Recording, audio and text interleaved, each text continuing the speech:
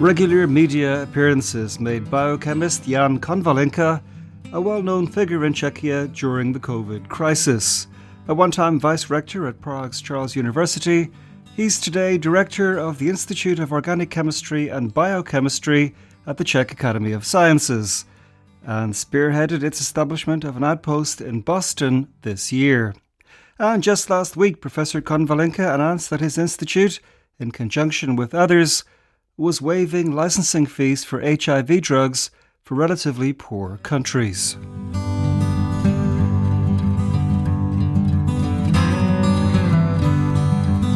You are the head of the Institute of Organic Chemistry and Biochemistry. Your brother is today the head of the National Technical Agency. Your sister is a doctor. Did you come from a family with really high expectations? I come from a family of coal miners and railway workers in northern Bohemia, which is actually quite run-down place, very industrial part of the country, close to Litvinov, which is ice hockey place, by the way. And yes, we are the first generation with university degrees in the family. Most of my relatives were hardworking people working either in industry or at the railway, really. So my father made it to an accountant in a coal mine. So he was self-made man person. But I should say, I'm not complaining, I should say that our parents really struggled to give us the best education that they possibly could.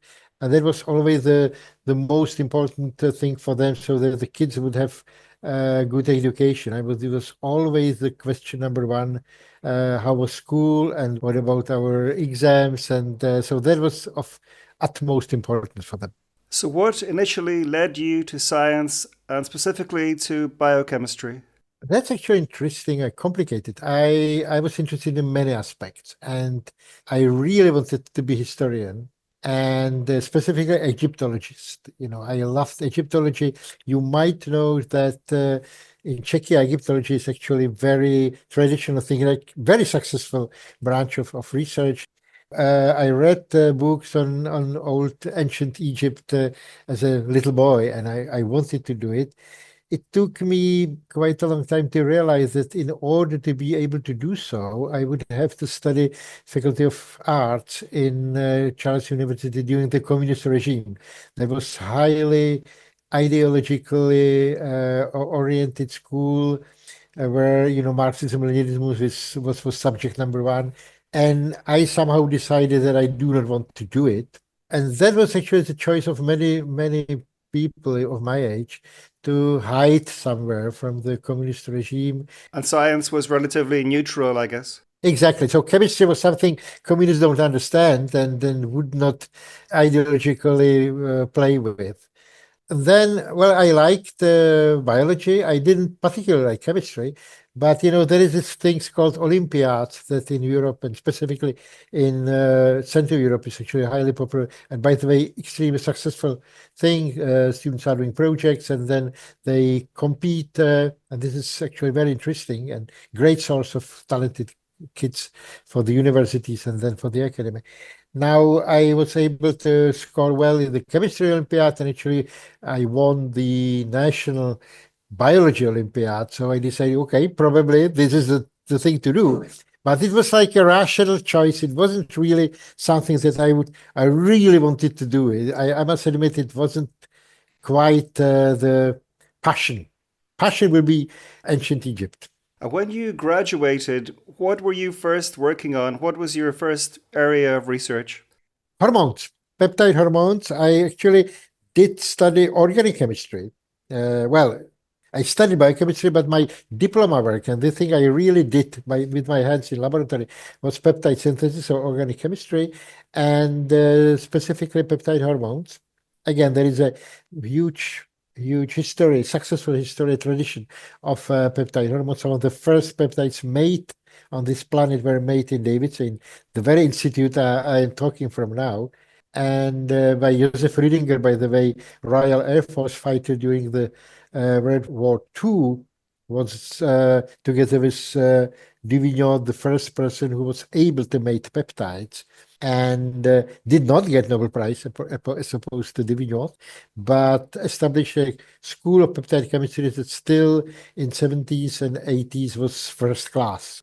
It's difficult to convey now. For someone behind the Iron Curtain, living in the country where everything was mediocre, and it was difficult to get good shoes, and people were waiting for cars in lines for months and months. Suddenly, you were in a lab and you competed with the guys in Harvard and Shanghai, and you were on the same level with them, and you communicated with them, not physically because it wasn't easy by that time.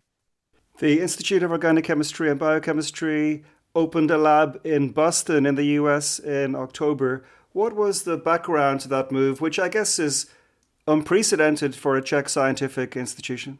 And not quite. There is another scientific institution that opened a lab overseas, which is a biological center in České Budějovice, Budweis, and it's in Papua New Guinea. So we decided to be even more adventurous than our colleagues in Budweis and went for shores of Charles River in Boston, Massachusetts.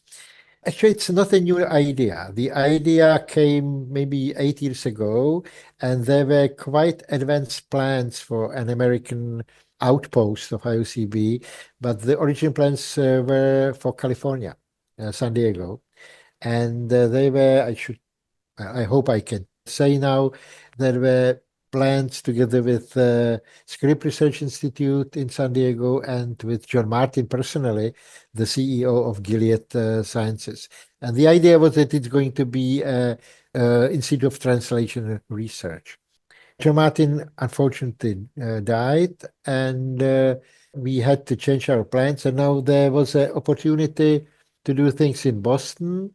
I made kind of adventurous step by hiring David Sabatini more than a year, actually 2 years ago, I believe. And he got the chance to get a very generous donation from a philanthropist in New York, Bill Ackman, for his lab in US.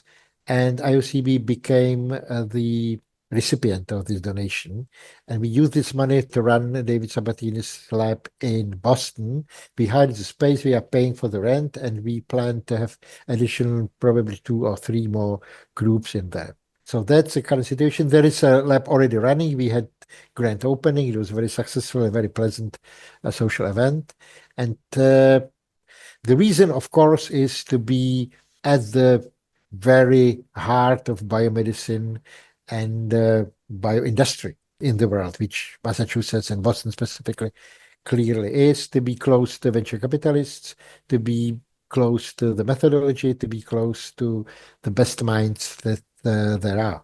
One article on the opening in Boston had the headline, "We want to win a Nobel Prize." You didn't say that directly, but how high are your ambitions? I'm actually quite bitter about that because there was a long discussion with a journalist, and he said, someone told me that you are doing it only because you want to have the Nobel Prize. And my immediate answer was, of course we want Nobel Prize. Who would not want Nobel Prize? But, and the but was the response, this is not why we are doing it. And of course it ended up as the title of the talk. You know those journalists, Jan, so I'm really interested what would be the title of this interview. I hope it's not going to be we won the Nobel Prize. Sure, we want Nobel Prize. I mean, who wouldn't? But let me tell you why we did it. If you ask me, and now I'm very honest, I really want to step out of this situation of being this very good post-communist Eastern European institute. I hate it. I hate being very good Eastern European institute. We are not Eastern Europe, for the hell's sake. We are 200 kilometers west from Vienna. We should be compared to our colleagues in Heidelberg, in Leibniz, in Dresden, or Vienna. And we should be better or as good as they are, because there is no reason why we shouldn't. And we are still viewed like, okay, quite good for a post-communist country, So, I mean, that's my personal, very emotional reason or motivation for doing that. But there are very pragmatic reasons to do that as well, and I just mentioned them. Only this week, so the middle of December 2024, you announced that the IOCB Prague, together with the Rega Institute in Leuven and Gilead Science in the US, surrenders its licensing fees for the HIV drugs invented in Prague or Leuven for 136 low and middle income countries. Merry Christmas to all. What inspired that move?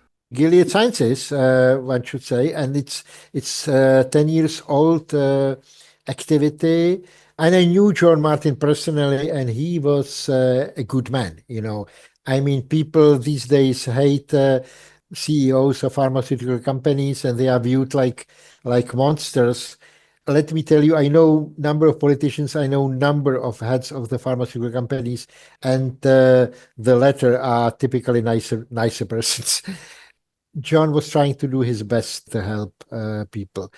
One has to understand that these people have to make profit. If they don't make profit, there will be no new drugs. And let me tell you, I lived half of my life in a system where people try to do things without making profit. It does not work. Okay, so if you want to develop new drugs, you need to have someone to make some money out of it.